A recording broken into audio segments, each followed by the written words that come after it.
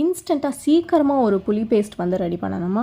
சாம்பார், ரசம் எந்த விதமான குழம்புக்கும் இந்த புளி பேஸ்ட்டை வந்து யூஸ் பண்ணிக்கலாம்.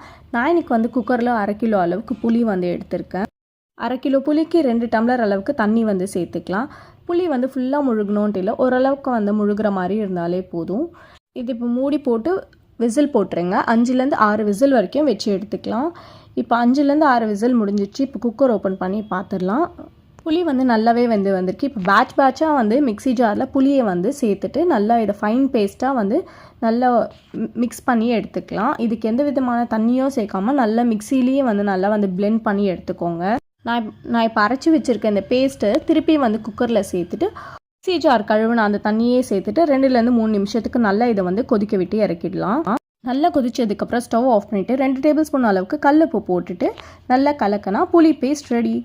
கண்டிப்பாக இதை வந்து ட்ரை பண்ணி பார்த்துட்டு எப்படி இருந்ததுன்னு சொல்லுங்கள்.